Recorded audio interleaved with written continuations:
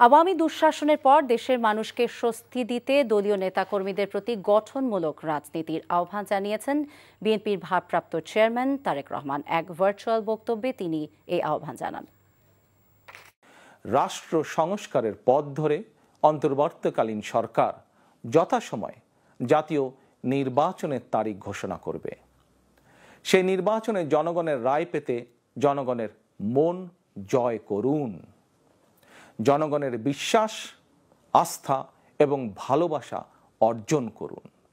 জনগণের সুখে দুঃখে জনগণের সঙ্গে থাকুন, পাশে থাকুন, জনগণকে সঙ্গে রাখুন।